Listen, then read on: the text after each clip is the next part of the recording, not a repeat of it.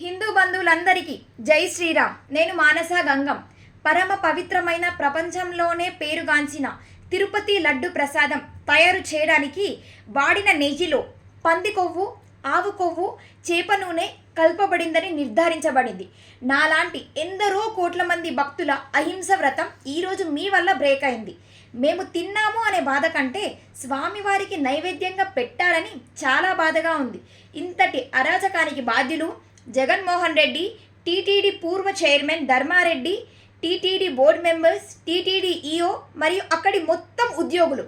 మీరు వందల కోట్ల మంది హిందువుల మనోభావాలను గాయపరిచారు. ఈ తప్పు మీ అందరికీ తెలిసే జరిగింది. మీరు చేసిన పాపానికి ప్రాయశ్చిత్తం లేదు. ఒక నది ఒడ్డున ఎన్ని ఇసుక రేణువులు ఉంటాయో అన్ని నీచమైన జన్మలు ఎత్తుతారు మీరందరూ. నువ్వు ఏ మతమైనా ధర్మం అందరికీ ఒకటే. మా దేవాలయాలలో అసలు మీరందరూ ఎవరు? ప్రసాదాలకు కానీ ఆదిత సేవలకు కానీ మీరు నిర్ణయించిన ధరకు ఏ భక్తుడైనా బేరమాడా? మరి ఎందుకు ఇలాంటి నెయ్యి వాడవలసి వచ్చింది? ఇది కేవలం సనాతన ధర్మంపై కుట్రపూర్వకంగా చేసిన దాడి. దేశంలో కేవలం మన సనాతన ధర్మం పైనే రకరకాలుగా దాడి జరుగుతుంది.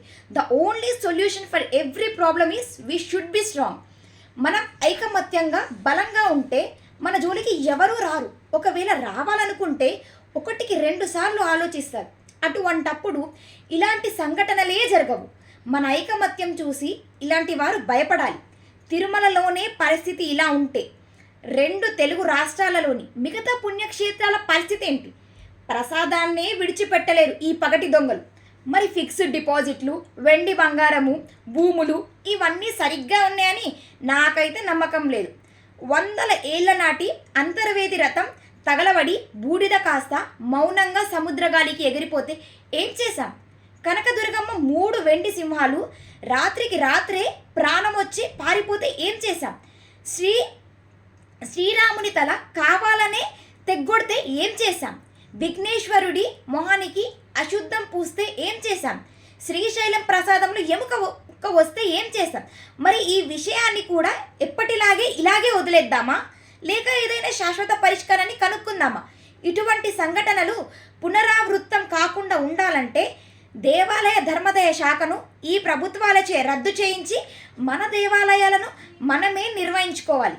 కేవలం హిందూ దేవాలయాలే ప్రభుత్వ ఆధీనంలో ఎందుకు ఉండాలి? మనం అందరం సిగ్గుపడవలసిన విషయం.